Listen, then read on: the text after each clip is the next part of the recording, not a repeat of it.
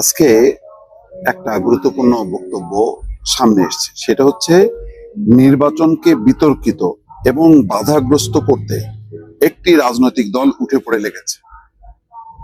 তারেক রহমান যেভাবে ব্যাখ্যা করুক না কেন, বিষয়টাকে একেবারেই উপেক্ষা করার মতন না। এবং কিছু কিছু এই যে প্রবণতা, হঠাৎ করে ফেসবুক পোস্ট নিয়ে যে বক্তব্যটা সামনে আসলো, তারপরে বিভিন্ন জায়গায় এখনো চাঁদাবাজ, দুর্নীতিবাজ বলে যে ধরনের হুঙ্কার দেওয়া হচ্ছে, হঠাৎ হঠাৎ করে মিছিল নামছে, যেখানে নির্বাচন আচরণবিধি সম্পূর্ণ পরিপন্থী, যে নির্বাচনী প্রচার প্রচারণার বাইরে অন্য কোনো সভা সমাবেশ হবে না, কিন্তু কেউ মানছে না।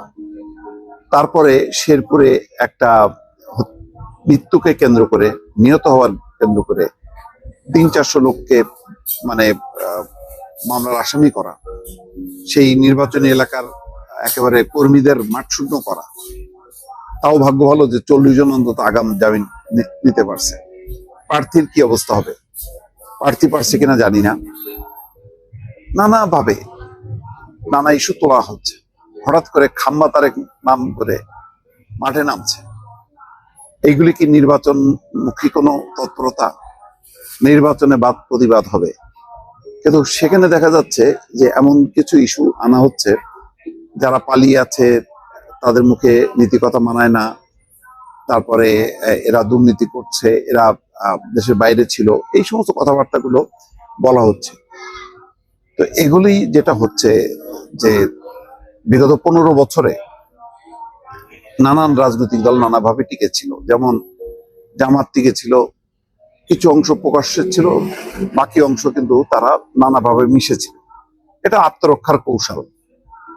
এখন সেটা নিয়েও বিতর্ক হচ্ছে, সেটা নিয়ে হঠাৎ করে তারা সামনে এসে কে ছাত্রলীগ ছিল কে শিবির ছিল সেটাও বোঝা যাচ্ছে না। নির্বাচনকে সামনে রেখে নারীদের বিষয়ে যে বক্তব্য রাখা হচ্ছে, নারীদের গায়ে হাত তোলা হচ্ছে, বলা হচ্ছে, বিষয়টি কি সেরকম? সেরকম কিন্তু না, কিন্তু এমন ভাবে ফোপায় ফাঁপা বলা হচ্ছে, সেটা একটা রীতিমতো যে কোনো সময় সংঘাত বাঁধার কিন্তু একটা উপক্রম। আবার দেখেন, হঠাৎ করে একটা মামলা হয়ে গেল, রিট করা হলো যে প্রার্থীর বৈধতা নিয়ে।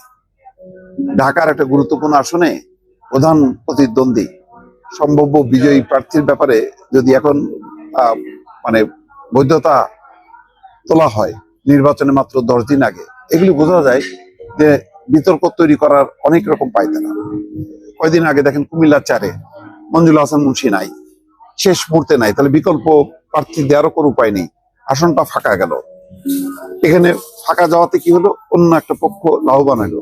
তো এখন যদি ঢাকা 7 বা 11 সম্ভবত, সেখানেও যদি একই পরিস্থিতি হয়, তাহলে কি হবে? একটা পক্ষকে দুর্বল করা হবে, অন্য পক্ষকে উৎসাহিত করা হবে।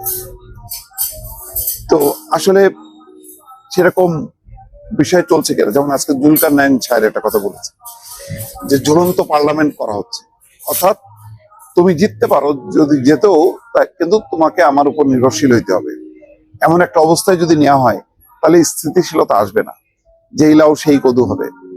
তার মানে এত সংগ্রাম কষ্টের পরেও যে পরিস্থিতিটা তৈরি হবে, তার মধ্য দিয়ে মুক্তি আসবে না। অর্থাৎ একটা শক্তিশালী পার্লামেন্ট যদি না হয়, শক্তিশালী বিরোধী দল যদি না হয়, তাহলে মানে কার ভালো হবে?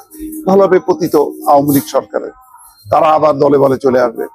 এবং সেরকম হয়তো একটা রাজনৈতিক বাস্তবতাও তৈরি করা হচ্ছে, যাতে এরকম একটা পরিস্থিতিতে আওয়ামী লীগ আসতে পারে।